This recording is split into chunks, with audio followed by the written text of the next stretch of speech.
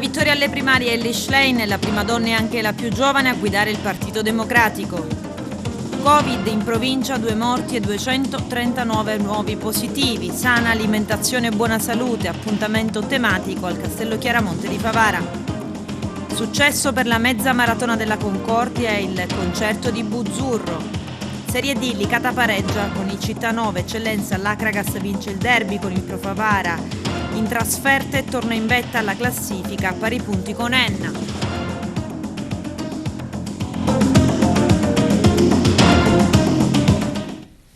Bentrovati gentili telespettatori al nostro appuntamento con l'informazione. Con la vittoria alle primarie Elly Schlein è la prima donna e anche la più giovane a guidare il Partito Democratico. Oggi il passaggio di consegne con il segretario uscente Enrico Letta. Schlein trionfa pure in Sicilia, ma nell'Agrigentino Bonaccini ha avuto la meglio. Il servizio di apertura è del nostro direttore Arturo Cantella.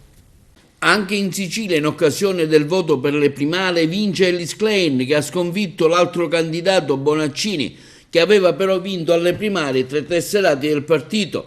Oltre il 57% dei votanti siciliani hanno dato il consenso alla neosegretaria. A Palermo ha registrato oltre 10.000 votanti, sono stati 6.400 le preferenze per lei. Mentre la Schlein vince anche nelle province di Siracusa, Palermo, Enna, Catania, Caltanissetta e Trapani, Bonaccini nelle restanti province, Agrigento e Messina e Ragusa, hanno votato complessivamente 55.000 siciliani.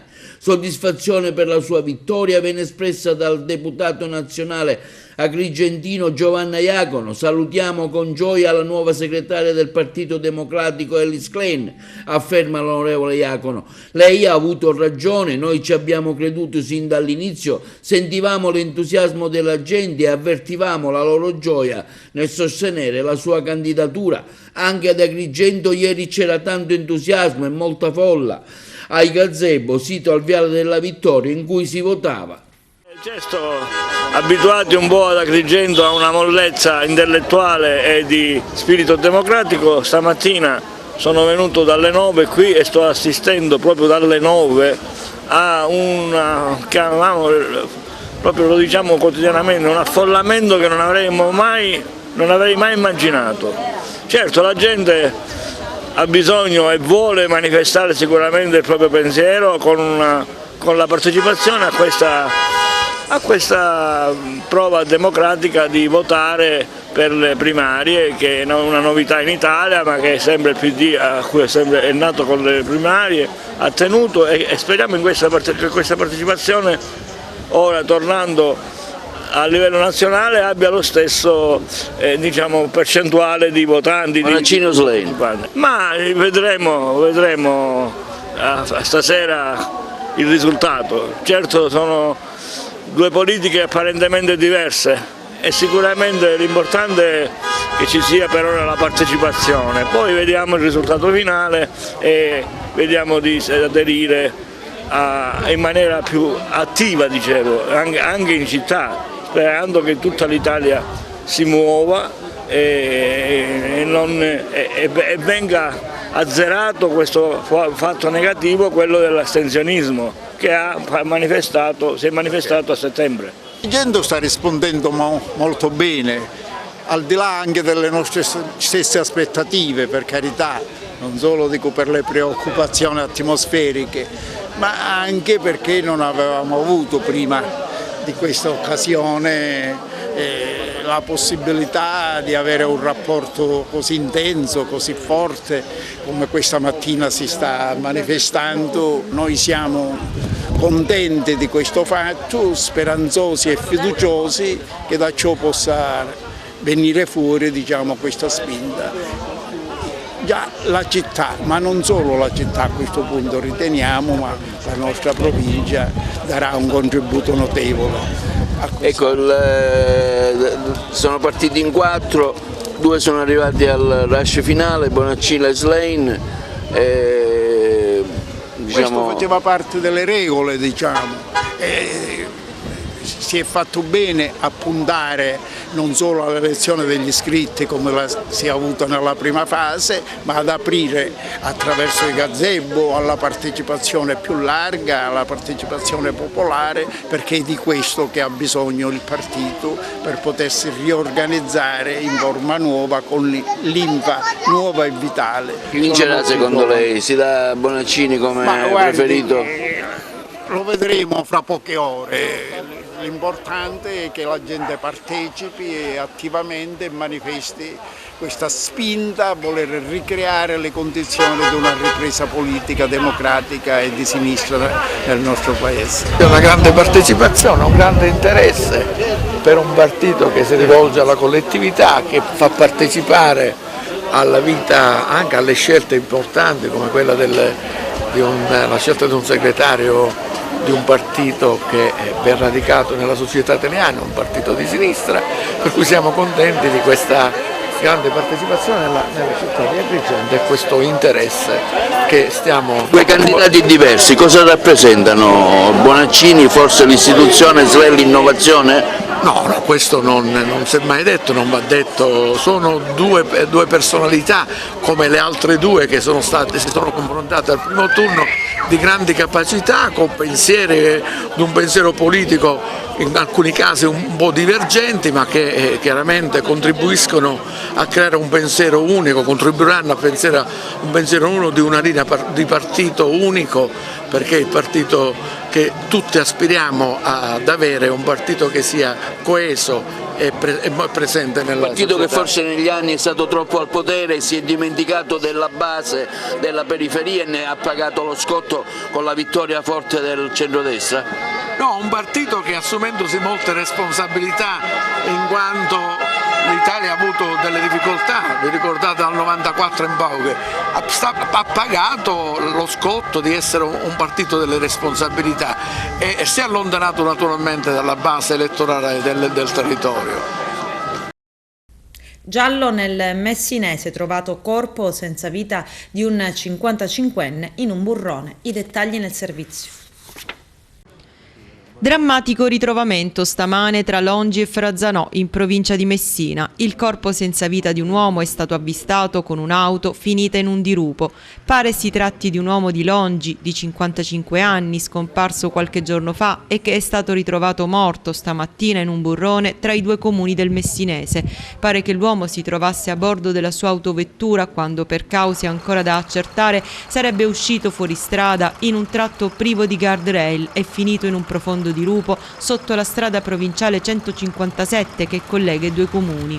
Un volo di circa 40 metri che non gli ha lasciato scampo, rinvenuto completamente distrutto il mezzo su cui viaggiava. Vicino ai resti della vettura c'era il corpo senza vita dell'uomo. Vano purtroppo l'intervento di soccorso dei sanitari. Sul posto sono intervenuti la Protezione Civile, i Carabinieri, i Vigili del Fuoco e il soccorso stradale ACI dei fratelli Ruberto di Acquedolci. Molto impegnative le operazioni di recupero. Restano da accertare le cause del sinistro costato la vita al 55enne.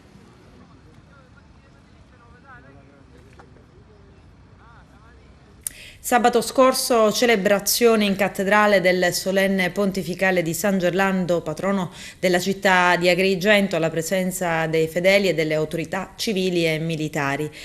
A presiedere la messa è stato l'arcivescovo di Siracusa, Monsignor Francesco Lomato. Il servizio del nostro direttore Arturo Cantella. Celebrata sabato mattina 25 febbraio nella cattedrale il pontificale in onore di San Gerlando, patrono dell'arcidiocesi e della città di Agrigento.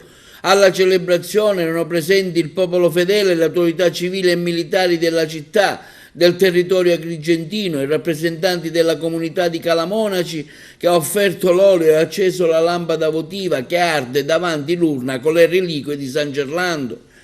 A presiedere la Santa Messa è stato Monsignor Francesco Lomanto, arcivescovo di Siracusa. Hanno concelebrato i presbiteri dell'arcidiocesi Monsignor Salvatore Muratore, vescovo emerito di Nicosia, e l'arcivescovo di Agrigento Monsignor Alessandro Damiano, che all'inizio della celebrazione eucaristica ha tenuto un saluto ricordando i legami di figliolanza tra la diocesi di Agrigento e quella di Siracusa e ricordato i presbiteri e i diaconi che oggi festeggiano l'anniversario dell'ordinazione, citando al termine come Gerlando ci ricorda che l'immigrazione e integrazione, l'evangelizzazione e promozione, la rigenerazione e interazione. Ad animare la Santa Messa è stato il coro della cattedrale. Prima della benedizione finale, come da tradizione, un vigile urbano della città, a nome del corpo, ha eletto la preghiera del Santo Protettore. Prima del congedo, il vicario generale, don Giuseppe Cumbo, ha presentato anche i 2 seminaristi che il prossimo 24 marzo in cattedrale, nella celebrazione vigilare della solennità dell'Annunciazione del Signore, saranno ordinati diaconi Salvatore Ingoglia della comunità ecclesiale di Castelvetrano e Giuseppe Vecchio della comunità di Palma di Montechiaro. Inoltre sono stati presentati alla Chiesa Agrigentini Donna Ludep Kumar e Donna Arbos Kumar Rombicherla, 2 presbiteri fidei donum che presteranno per un periodo di 3 anni il loro ministero nella nostra arcidiocesi. Sono Salvatore Giordano ed Angela La Monica, i vincitori della 19ª edizione della mezza maratona della Concordia di Agrigento, a cui hanno partecipato più di 1000 persone. Vediamo.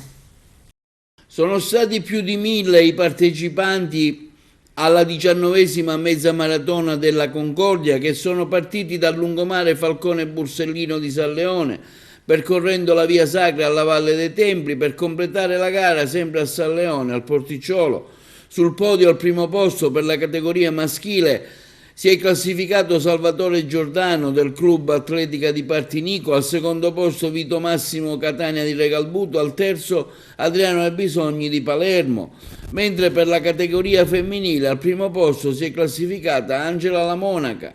L'iniziativa è stata organizzata grazie anche al Lions Club Agrigento e a tutti coloro che in qualche modo hanno contribuito alla manifestazione, tra cui i volontari della Croce Rossa, la polizia locale e le forze dell'ordine, che hanno permesso lo svolgimento dell'evento in totale sicurezza. L'appuntamento sarà il prossimo anno per una grande celebrazione in occasione dei suoi 20 anni. Un commento su questa manifestazione che ha visto 1000 partecipanti, lei è arrivato il primo, ecco, cosa si prova? Allora, innanzitutto questa gara è una gara che ho sempre amato. La prima volta che l'ho corsa è stata l'anno scorso e già come prima sensazione possiamo rifare, scusate. Vabbè, da capo. Vai. Allora, la manifestazione della mezza maratona della Concordia per me è una delle gare più belle che abbiamo nel panorama siciliano. È sempre bello perché comunque si sta in compagnia con gli amici podisti ed è sempre un bel momento per svagarsi, perché alla fine, essendo amatori, è questo il bello della manifestazione, stare insieme, passare una domenica diversa. L'unico rammarico che ho, essendo ormai, diciamo, non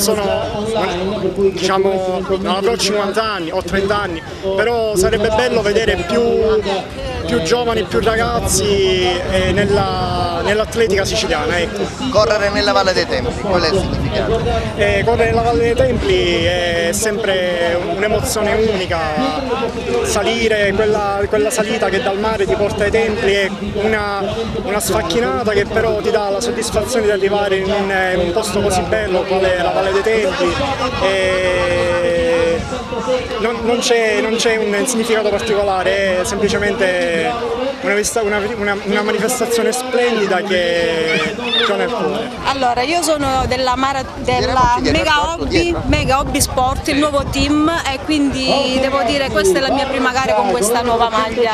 Ecco, cosa si prova qui, arrivare primi come donna nella maratona della Valle dei Templi a San Leone? Questa addirittura è la mia seconda maratona qui alla Valle dei Templi, dopo 4 anni, e quindi devo dire anche con un bel tempo, devo dire, perché il percorso non è semplicissimo, quindi sono soddisfatta. Quanto tempo ruba lei alla sua attività agonistica, al suo tempo per fare agonismo? Ma anche 7 giorni su 7, faccio costantemente, c'è un duro lavoro, sacrificio, però poi ripaga sicuramente. Che lavoro fa lei nella vita? No, io purtroppo nulla in questo momento. Tonio Calamita, il patron, il cuore pulsante della maratona qui a Agrigento Valle dei Templi, un consuntivo di questo evento. Siamo a metà quasi, gara è finita, il risultato è bello perché anche il tempo che ci è venuto incontro, perché ieri avevamo una tempesta di vento che sicuramente dà fastidio, oggi invece abbiamo anche il sole, un po' di vento c'è e non guasta. La nostra si conferma una delle manifestazioni sportive di mezza maratona più partecipate della Sicilia, i ragazzi sono contentissimi di correre dentro la Valle dei Templi e questo è il qualcosa in più che ha la nostra gara. Grazie a tutti quelli che ci hanno favorito, aiutato, le forze dell'ordine, l'amministrazione comunale, l'amministrazione regionale, tutti quanti abbiamo contribuito a creare un evento che dopo 19 anni si manifesta sempre più completo, sempre più organizzato meglio, ci stiamo adulando nello stesso momento, ma è la realtà. Oggi noi eravamo prontissimi e tutto è andato benissimo, per fortuna non c'è stato fino adesso nessun intervento dell'ambulanza e questo ci fa piacere. Ci auguriamo di poterci proiettare in un mondo ancora più ampio e di avere sempre più partecipanti alla nostra manifestazione che vengono dal nord Europa, dall'Europa dove lo sport di questo tipo, il running, è uno degli sport più diffusi. Grazie a tutti quanti. Quanti iscritti? Noi abbiamo 1027 iscritti ed erano quasi tutti presenti, questa è un'altra conferma, in genere c'è un 5% che per motivazioni varie non viene, invece hanno ritirato quasi tutti i pettorali e quindi questa è un'altra conferma dell'affezione che c'è nei confronti di questa gara, che hanno manifestato anche, ho sentito i ragazzi che sono arrivati primi, che sono neoprimi, nel senso che non hanno mai vinto questa gara negli anni precedenti. Si pensa già Siciliani o ci sono anche... Certo, ci sono ragazzi che vengono da Saronno, dal Belgio, da Cremona, da Crema, da Bologna, buona parte da Reggio Calabria, da Chieti, Lions di Chieti, c'erano Lions di Chieti presenti qua, quindi grazie al nostro gruppo sportivo GS Valle Templi che organizza questa gara, al Lions che grazie a me, al nostro presidente Male Ferrugia dà sempre il suo contributo e grazie all'amministrazione comunale che ci consente di fare questa bellissima manifestazione. Sindaco, una breve battuta, un consuntivo positivo questo di questa mattina?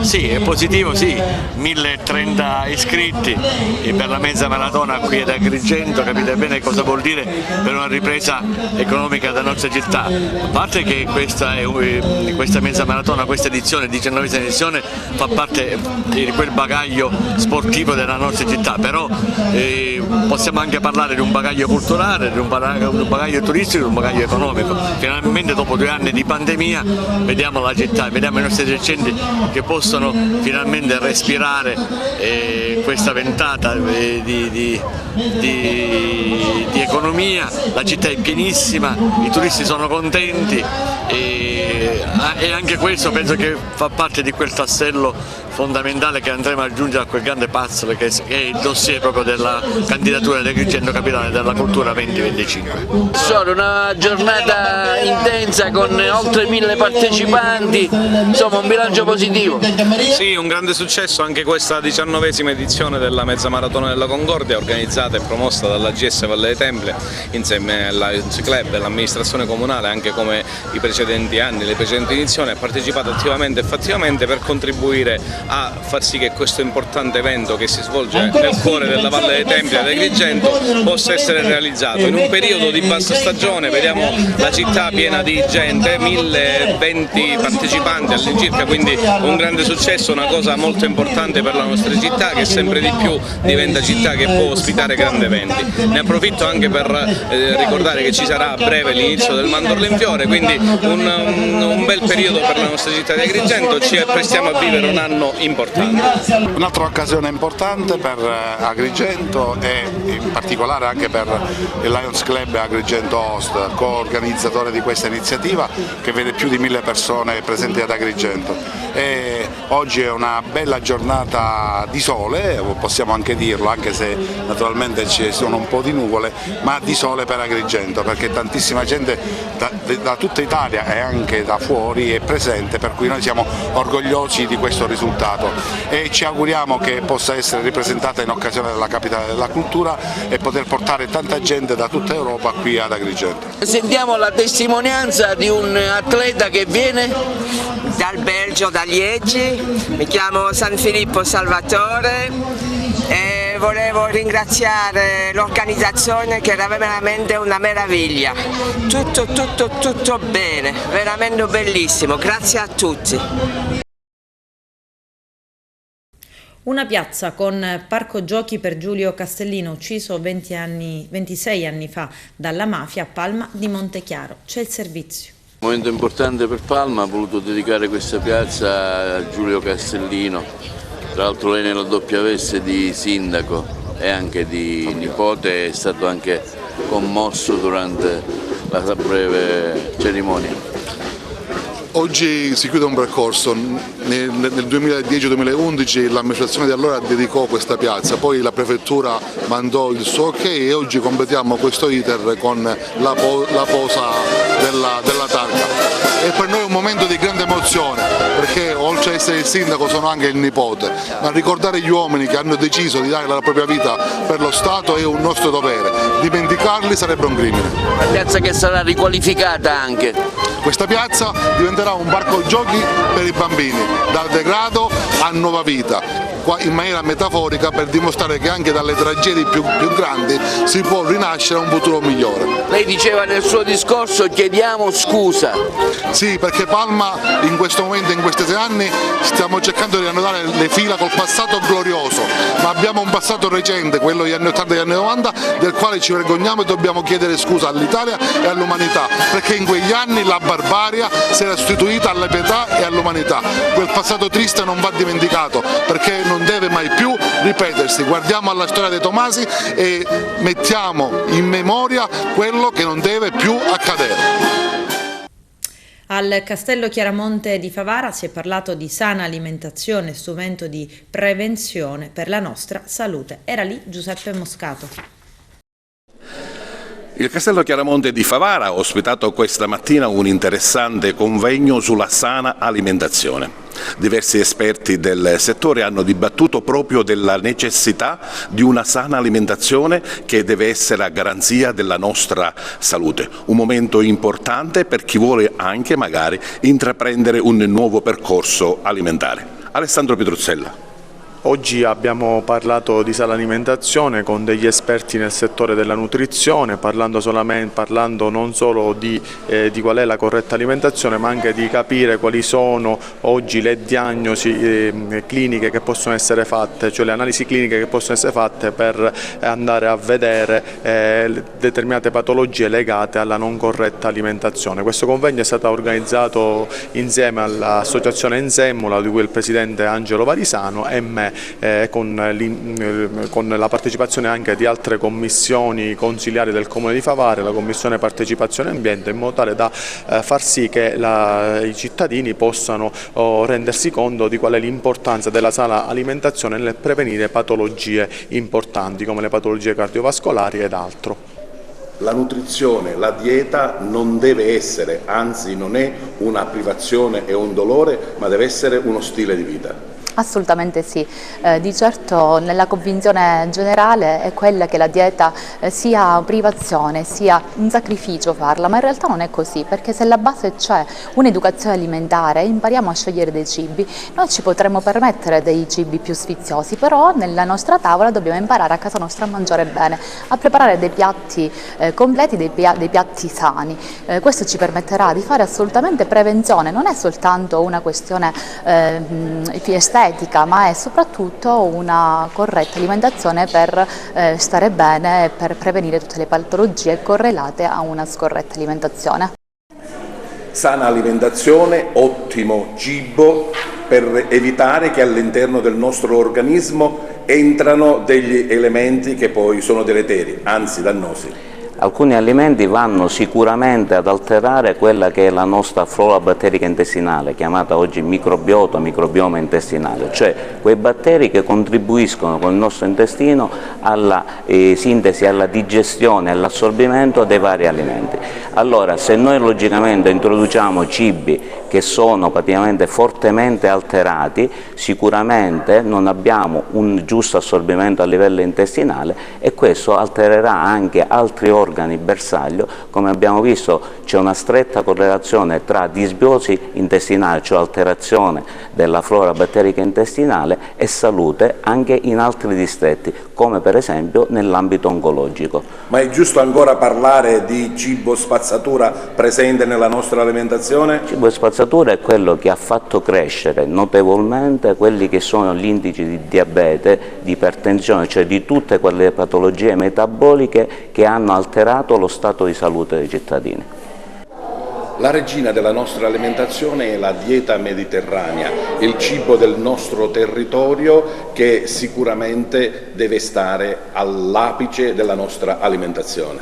Dice benissimo, però la realtà forse è un po' diversa, perché intanto è uno stile alimentare che tutto il mondo ci invidia, è nominato patrimonio immateriale dell'umanità. Però da un po' di tempo a questa parte diciamo che forse la dieta mediterranea sta morendo proprio nei posti dove è nata, proprio perché stiamo sostituendo alcuni cibi o alcuni prodotti del nostro territorio, tipo i grani antichi, tipo la frutta del nostro territorio. Oggi andiamo sempre alla ricerca di cibi esotici, andiamo alla ricerca di cibi che la globalizzazione purtroppo diciamo che ci ha coinvolto in questo processo alimentare e che ci allontanano dalla dieta mediterranea. Non ultimo devo sottolineare una cosa, che se da una parte è vera che la dieta mediterranea è quell'alimentazione riconosciuta scientificamente per la protezione di molte malattie, dall'altro dobbiamo evidenziare che recentemente, neanche un mese fa, la Comunità Europea ha autorizzato la commercializzazione della farina di grillo e questo mi preoccupa non poco, perché questo creerebbe tutta una serie di prodotti a bassissimo costo e siccome oggi molte delle scelte economiche sono basate sul costo, c'è il rischio che ci allontaniamo ancora di più, perché una bella batosta l'abbiamo avuto con il Covid che ci ha portato sicuramente ad allontanarci dalle sane abitudini e riempire le nostre dispense di alimenti a lunghissima conservazione. Noi dobbiamo utilizzare prodotti del nostro territorio e soprattutto utilizzare diciamo che dei prodotti che hanno un valore nutraceutico. Covid in provincia di Agrigento, 2 morti e 239 nuovi positivi. Il consueto bilancio del commissario dell'ASP Mario Zappia. Siamo all'ultimo appuntamento di febbraio e come tutti voi avrete capito dall'andazzo generale, dai dati nazionali ma anche regionali, il Covid diciamo che è in una fase calante per fortuna, quindi adesso il prossimo appuntamento sarà il mese di marzo, ovviamente iniziamo a respirare un po' d'aria di primavera, bisogna aspettare ancora il mese di marzo che ci riserva qualche altra giornata diciamo un po' più rigida, ma diciamo che in gran parte è stato fatto e forse potremmo essere vicini al momento in cui scavalliamo anche l'inverno e quindi questo ve lo dico dal punto di vista sanitario, perché siamo riusciti a contenere un po' e comunque a gestire e governare tutto quello che serviva che andasse fatto durante il periodo invernale, sia per quanto riguarda l'accettazione dei Covid che per quanto riguarda le sindromi influenzali. Vorrei ringraziare soprattutto i pediatri, sia i nostri pediatri in ospedale che i pediatri di libera scelta, che hanno lavorato tantissimo perché la patologia influenzale quest'anno per i bambini è stata veramente insidiosa, anche per gli adulti, con strascichi che si protraggono per oltre un mese, tosse e altra sintomatologia. Andando al Covid avete capito i numeri sono veramente risicati, abbiamo 4 persone solo in medicina a Ribera che nel frattempo ha accolto anche la medicina no Covid, abbiamo stamattina 4 ricoverati in medicina a Ribera, quindi sono 4 e 4 nella giornata odierna e quindi stiamo iniziando a lavorare anche per fare in modo che venga sgravato un po' l'ospedale di Sciacca e venga data una risposta agli abitanti di quella zona. Anche per quanto riguarda i tamponi, quelli ufficiali nostri, siamo al di sotto del 10%, mentre invece non vi dico nulla dei vaccini perché siamo arrivati a 2 cifre, quindi ho un pochino di ritegno nel dare queste comunicazioni di 59 vaccini in una settimana in tutta la provincia su 421.000 abitanti, però tant'è e questo facciamo. Ovviamente il 28 chiuderanno le 2 hub e in ogni punto vaccinale per il Covid verranno rimodulate tutte le attività ovviamente a ribasso. Il personale l'abbiamo già spostato e utilizzato all'interno della nostra struttura, speriamo di mantenere tutto il personale Covid soprattutto quelle professionalità che hanno dimostrato buona volontà al nostro interno, e stiamo lavorando assieme alla Regione e assieme agli altri direttori per fare in modo che questo si concretizzi nel più breve tempo possibile. Il presidente della Regione, Renato Schifani, ha inaugurato il nuovo pronto soccorso dell'ospedale Guarazzi di Vittoria. C'è il servizio. Ecco. L'ingresso purtroppo di persone che già stanno male, sono colpite da un trauma e quindi vivono un momento pesante della loro esistenza. Sottoporre queste persone poi a un ulteriore malessere derivante dallo scarso ospitalità delle strutture sanitarie li espone a una maggiore sofferenza. Quindi è importante che le aree di pronto soccorso si presentino bene e che abbiano delle risorse umane all'altezza. Devo dire oggi è una bella giornata perché abbiamo potenziato l'area emergenza, frutto di chi mi ha preceduto naturalmente sia a livello regionale che amministrativo. Il merito è loro, a me il merito di tagliare un nastro che è frutto del lavoro di chi mi ha preceduto e delle realtà locali che hanno ben lavorato. Lavoreremo comunque per rendere un sistema ospedaliero omogeneo in tutta la Sicilia, lavoreremo per individuare anche medici, mancano i medici, cercheremo di reclutarli anche attingendo a livello europeo, ormai l'Europa è una casa comune, non possiamo dimenticarlo. Adesso la pubblicità, a tra poco vi aspetto. Successo al Teatro Pirandello di Agrigento per il concerto di Francesco Buzzurro, titolo dello spettacolo Un'orchestra a 6 corde, uno degli eventi apripista del Mandorlo in fiore. Vediamo. È un concerto particolare quello di stasera perché chiaramente ci sono tutta una serie di motivazioni. Oggi è la festa del nostro patrono, del Santo Patrono. Per me è una grande gioia essere qua e come vedi la città mi risponde sempre, significa che mi vuole bene. Si dice tante volte nemo profeta in patria, invece io posso dire che forse sono l'eccezione che conferma la regola, nel senso che veramente la mia città mi vuole bene e mi segue. Oggi è anche un giorno particolare, la festa del Santo Patrono, quindi fare questo concerto che poi tutto sommato si contestualizza all'interno della sagra del Mandorlo, quindi assume per me un valore doppio, no? da musicista.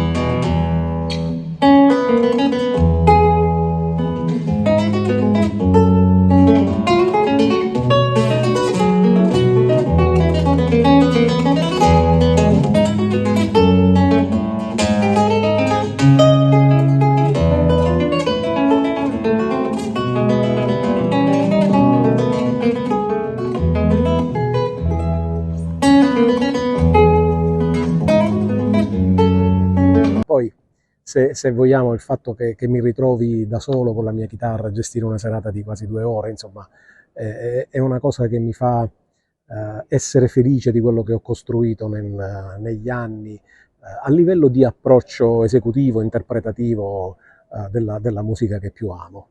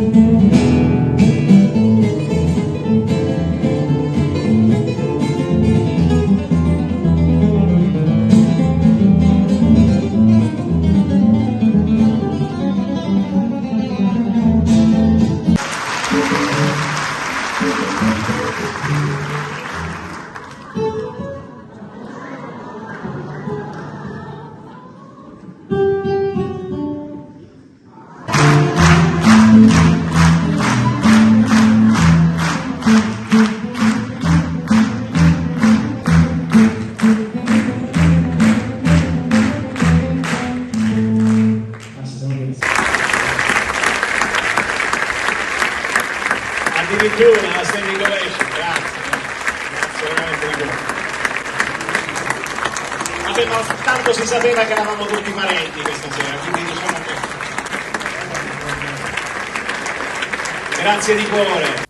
Angela Mancuso, docente e scrittrice licatese, presenta il suo primo romanzo, La prefazione delle inclinazioni. È stato presentato a Palma di Montechiaro. Vediamo.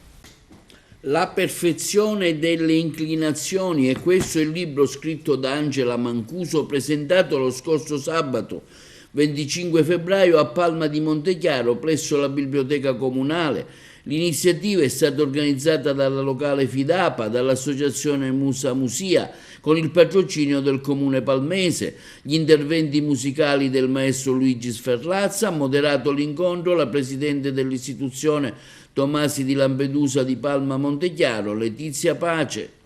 La perfezione delle inclinazioni è un libro ambientato a Licata ed è molto legato al territorio. Il protagonista mi è molto vicino perché è un docente di lettere, anche lui si chiama Marco, viene da un paesino dell'entroterra, ha un incarico annuale in una scuola di Licata e a Licata vive una rinascita perché porta un suo bagaglio di dolori, vive una sua rinascita, incontra dei personaggi più o meno strani, più o meno simpatici e il libro si muove tra storia, tra territorio, tra ironia, tra umorismo, con delle sorprese per il lettore che sicuramente per chi ha la bontà di leggerlo possono affascinare fin dalla prima pagina. In collaborazione con l'associazione Fidapa e l'altra associazione Musa Musia. Noi abbiamo accolto di buon grado e veramente con entusiasmo la presentazione di questo libro, anche perché merita, è un libro molto interessante che si parla della nostra terra, della nostra Sicilia, quindi ci ritroviamo i nostri ambienti di Licata, Palma di Montechiaro, ma un po' di tutta la Sicilia, ma ci ritroviamo anche l'uomo, perché al centro del libro c'è l'uomo, l'universalità dell'uomo, quindi il protagonista sì è Marco con i suoi dolori, quindi è un viaggio nel dolore, nell'amore, che vive insomma con i propri fantasmi, ma questo viaggio anche noi si può ritrovare ognuno di noi, sicuramente che a un certo punto quindi esce il proprio io prepotente come un tornado, un io quindi che vive con il proprio passato, con i propri fantasmi, con il proprio amore, un amore dolce, un amore dolcissimo, quindi è un romanzo molto delicato, ricco, pregno, carico di sentimento. Sono molto felice, ringrazio l'autrice Angela Mancuso di aver scelto la nostra associazione per diffondere cultura e dare dei messaggi.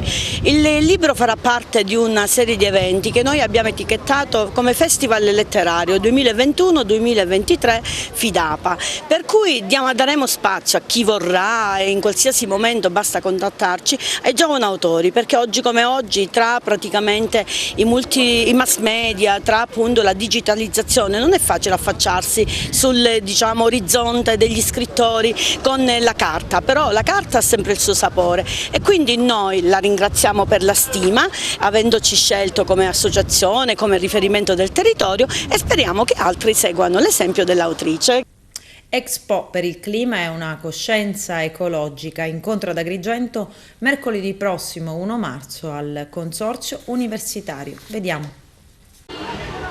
Alessio Lattuca di Confimpresa, Movimento per la Sostenibilità Ambientale, giorno 1 un importantissimo convegno presso il Conservatorio dell'Aula Magna Consorzio Universitario, un convegno che ha visto già la partecipazione di tante scuole, di tanti giovani, di tante strutture, di tante associazioni del nostro territorio. Ecco, con quali obiettivi, con quale spirito affrontate questo momento? Rispetto al passato abbiamo aggiunto al tema dell'Expo per il clima e per una coscienza ecologica e ci siamo rivolti prevalentemente ai giovani oltre che alle associazioni che già se ne occupano da tempo, perché abbiamo la presunzione di concorrere per un cambiamento di paradigma insieme a tante altre che nel Paese se ne stanno occupando.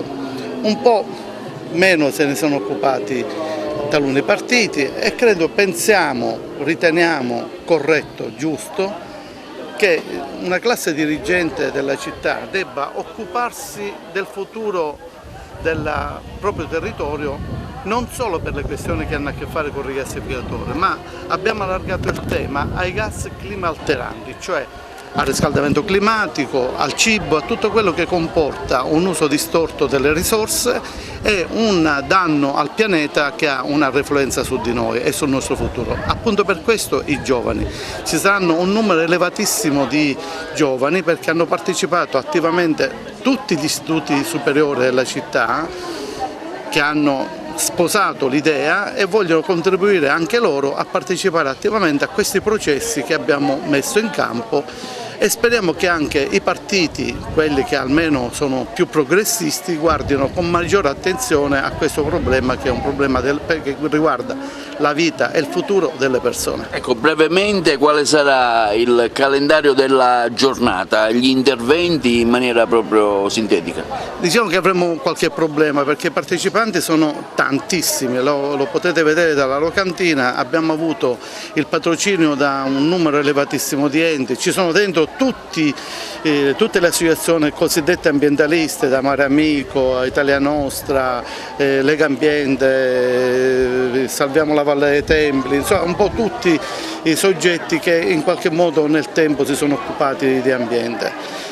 Ma ci sono moltissimi enti, tutti gli ordini professionali per esempio, è una novità che tutti abbiano deciso di concorrere su questo tema ed è importantissimo che c'è l'ordine degli agronomi, degli ingegneri, degli architetti, insomma c'è una condivisione generale e sarà difficile gestire questa mattinata perché speriamo anche di far partecipare i giovani a una conversazione col professore Butera che è il decano del Politecnico di Milano al quale abbiamo richiesto ulteriormente di fare un'altra giornata perché è stata richiesta dalle scuole sull'onda del successo della giornata che si è svolta alla Camera di Commercio. Abbiamo ripetuto un'esperienza, il professore è stato disponibile nonostante i suoi notevoli impegni a partecipare a questo processo che noi chiamiamo processo appunto perché abbiamo posto in essere un processo attivo tra la popolazione e abbiamo visto che c'è grandissimo consenso. Siamo allo sport, calcio, Serie D, Licata Cittanova termina con un pareggio 1-1. Vediamo. Finisce 1-1 il Licata Calcio che gioca contro il Cittanova nella giornata di ieri, partita valida per la 25esima di Serie D, Girone I. Sfuma nel finale la vittoria per il Licata Calcio che Aldino Liotta viene beffato nei minuti finali dalla rete di Alfano, arrivata sugli sviluppi di un calcio piazzato e con il giallo-blu in inferiorità numerica per l'espulsione di Mudisaru. Il Licata l'aveva sbloccata al 67esimo con una magia del numero 10, Riccardo Rotulo. I calabresi impattano però al 91esimo. In sala stampa il direttore sportivo Giovanni Martello e il mister Giuseppe Romano manifestano l'amarezza per i mancati 3 punti. Mister, non ti abbiamo visto per niente arrabbiato. Come? No, arrabbiato e sono un po' amareggiato perché pareggiare allo scadere in questa maniera dà fastidio. La partita la stavamo portando in porto, sicuramente l'espulsione di Mudasiro ci ha danneggiato parecchio e abbiamo sofferto poi gli ultimi minuti. Potevamo evitare questa espulsione e finire la partita in parità numerica e portarla a casa. A questo punto del campionato è anche più difficile portare a casa le vittorie contro squadre come la Cittanovese che lottano per la salvezza. Ma noi abbiamo sempre detto che il girone di ritorno è sempre un campionato che ognuno deve raggiungere i propri obiettivi.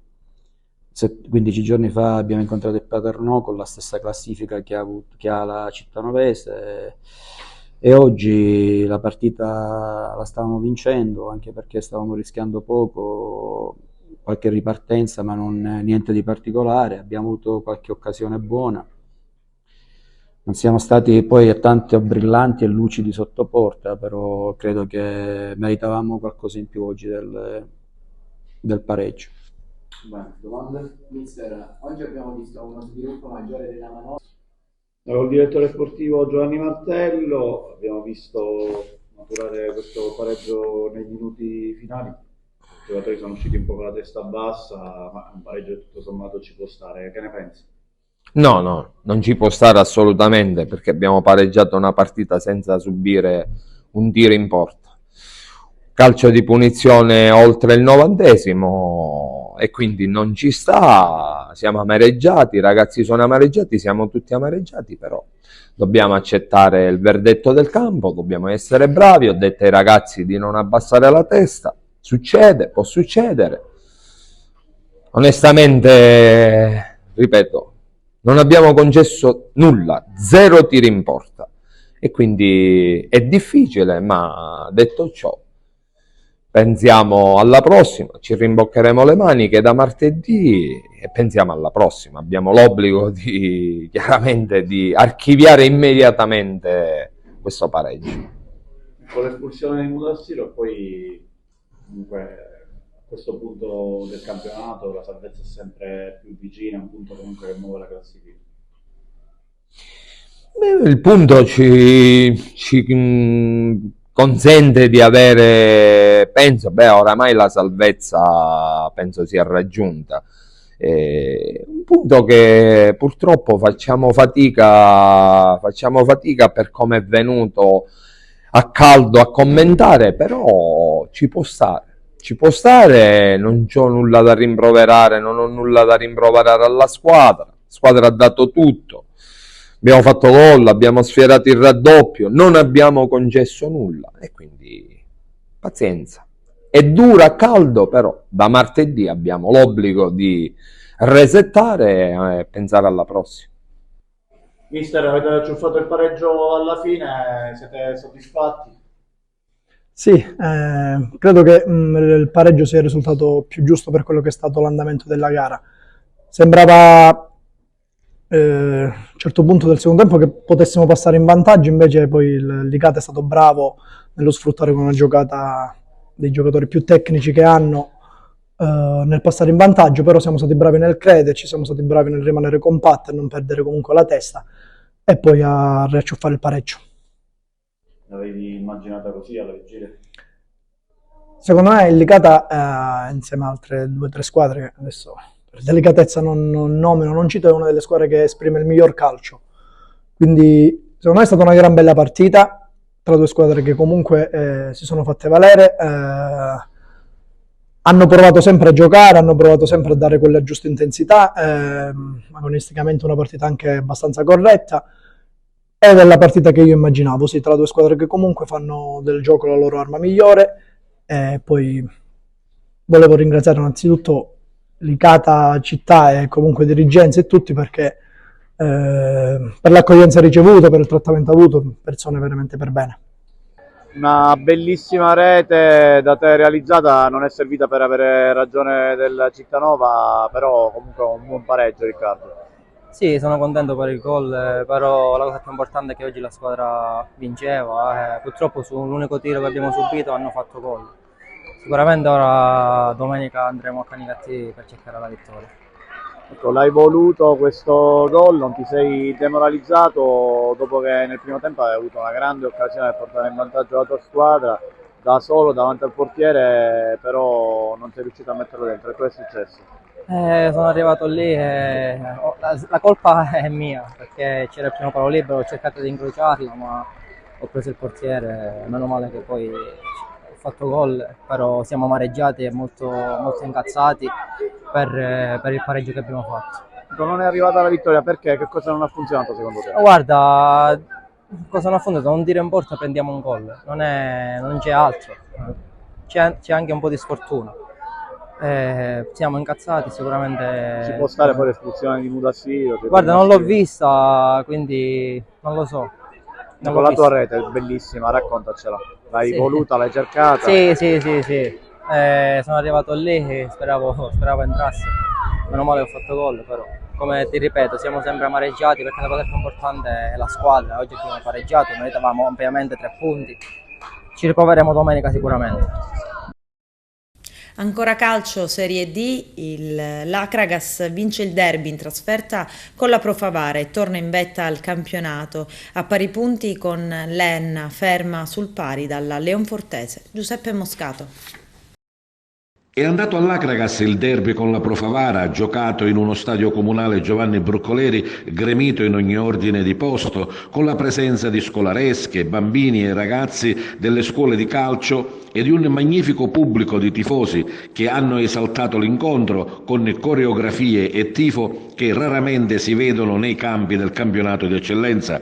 Una sfida molto attesa con un pubblico delle grandi occasioni, assenti i tifosi agrigentini ma per disposizione della prefettura. I padroni di casa prendono subito in mano la partita rendendosi pericolosi in più occasioni. All'8° della ripresa l'episodio decisivo. Miano affronta in area Bruno e l'arbitro concede il rigore che Garufo trasforma. La Pro Favara accusa il colpo ma fa di tutto per ripartire. Gli ospiti attendono i locali nella propria metacampo pronti a innescare il contropiede.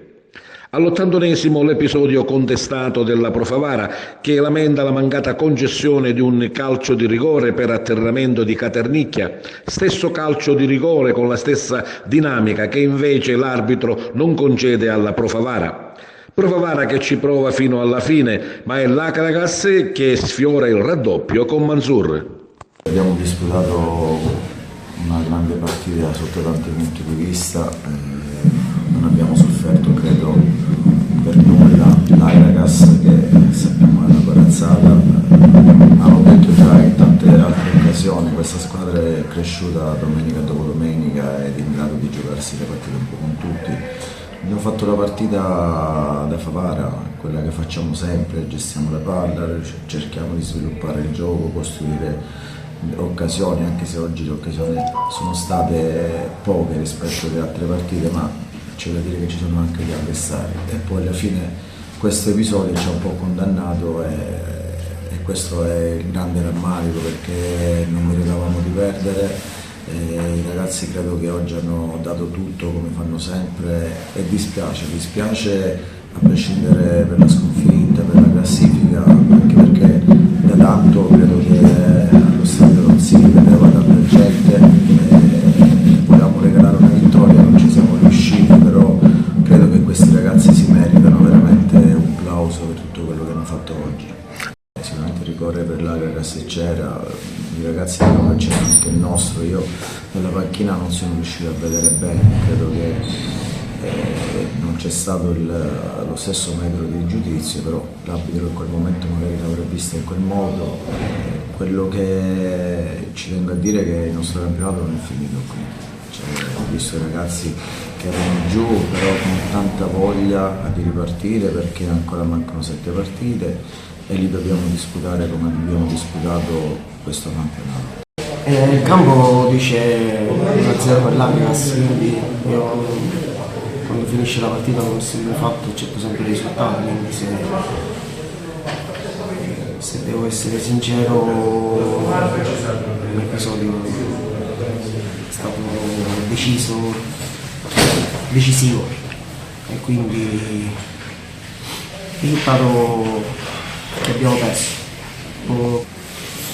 Ma credo che dare un giudizio agli arbitri a fine partita quando si perde si deve sempre evitare perché c'è sempre quella situazione di parte, però non credo che l'arbitro oggi abbia influito sul risultato. Di tutta la società mia, con tutta la società.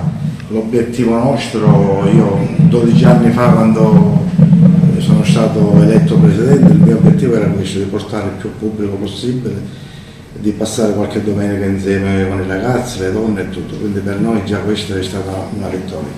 Peccato che abbiamo fatto una grande partita, ragazzi non abbiamo niente da dirci, quindi andiamo avanti, come ha detto il mister.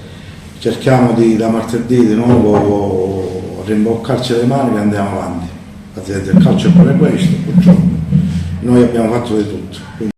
È stata la Pro Favara a fare la partita, ha attaccato e gestito la gara in maniera impeccabile, ma è stata la squadra agrigentina a portare a casa i 3 punti. 3 punti che consentono alla squadra di mister Nicola Terranova di agguantare l'Enna, che ha pareggiato con il Leonforte, e ritornare in vetta al campionato di eccellenza Girone A.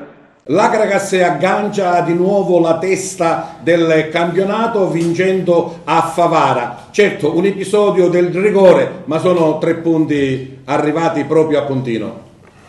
Sì, abbiamo raggiunto un obiettivo momentaneo che era quello di raggiungere la testa della classifica, però sappiamo che il campionato non finisce oggi, sappiamo che ci sono altre 7 partite che per noi saranno delle finali, perché gli avversari sono tutti agguerriti come lo è stato oggi il Favara. A proposito faccio complimenti al giocatore del Favara, all'allenatore, al pubblico che ho visto veramente in massa allo stadio.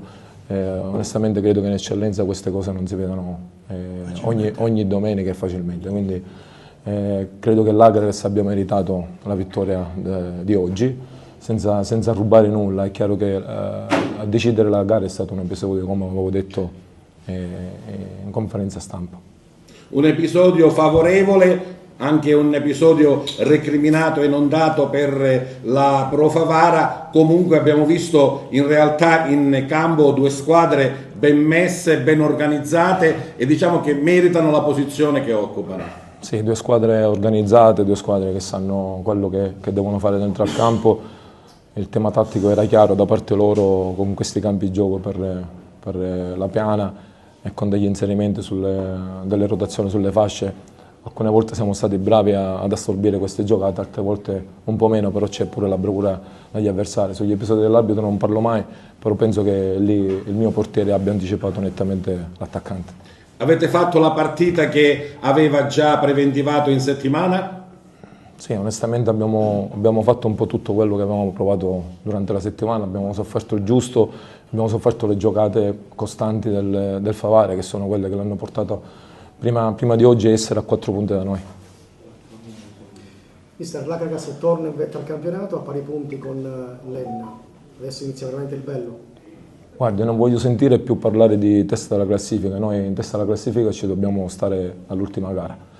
È un campionato difficile, forse qualcuno si era convinto che questo campionato fosse vinto facilmente dall'Akragas, però sin dalle prime battute, dalle prime interviste ho detto che era un campionato che si sarebbe concluso al rush finale e così sarà. Non ti manca il coraggio di lanciare i giovani? Oggi Bruno ha giocato una grandissima partita, si è procurato anche il calcio di rigore. Complimenti per la scelta. Sì, dovevo fare un paio di scelte, oggi erano importanti anche perché 4 assenze di primo piano più la disponibilità finale, stamattina Barrera ha provato e ha dato l'ok, quindi non è stato semplice oggi mettere l'11 che avevo nella testa. Sì, abbiamo raggiunto un obiettivo momentaneo che era quello di raggiungere la testa della classifica, però sappiamo che il campionato non finisce oggi. Sappiamo che ci sono altre 7 partite che per noi saranno delle finali, perché gli avversari sono tutti agguerriti come lo è stato oggi il Favara. A proposito faccio complimenti al giocatore del Favara, all'allenatore, al pubblico che ho visto veramente in massa allo stadio. Onestamente credo che in eccellenza queste cose non si vedano ogni domenica facilmente, quindi credo che l'Akragas abbia meritato la vittoria di oggi. Senza rubare nulla. È chiaro che a decidere la gara è stato un episodio, come avevo detto.